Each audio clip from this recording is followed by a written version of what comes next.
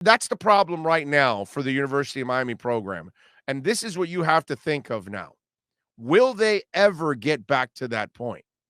And right now, I have to tell you, and I get it, some of you out there, you're a bunch of emotional cripples, and you can't, and like the guy from last week when I was saying that the U was going to get blown out. By the way, where is the guy from last week? Because I don't even know his name.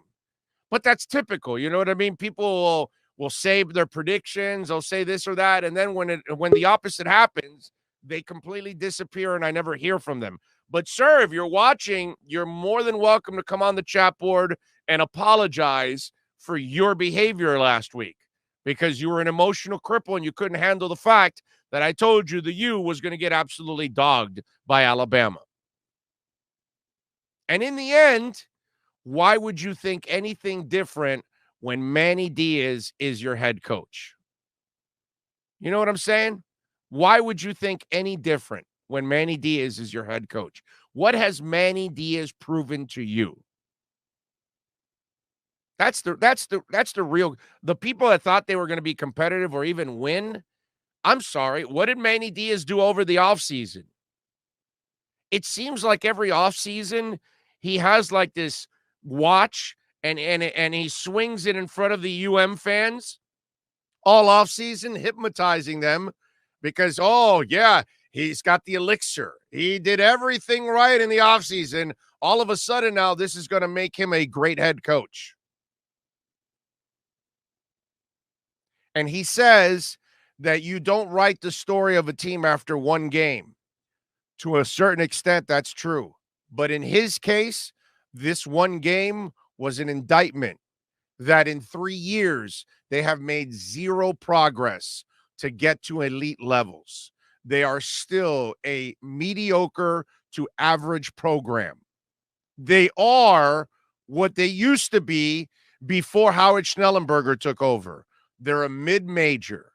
Their peak would be the Peach Bowl. That kind of stuff. Back when I was a kid watching the University of Miami, going to an empty Orange Bowl in the late 70s, going to see Joe Montana against the University of Miami with like 10,000 people in the stands.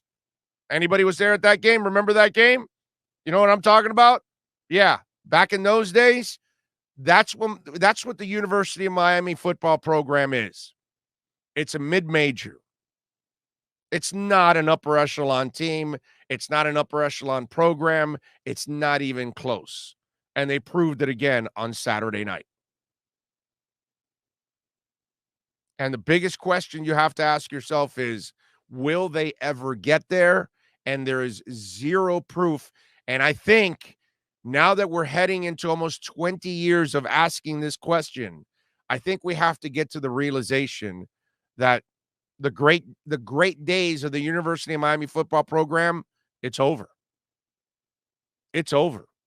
And until you make the proper changes, maybe you can have that kind of hope. But it's not Manny Diaz.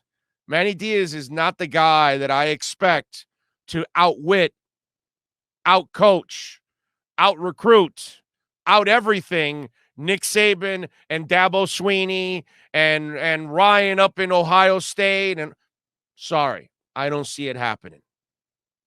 And if any of you think that Manny Diaz looks to you like an elite head coach, then I can't help you, man. I can't help you.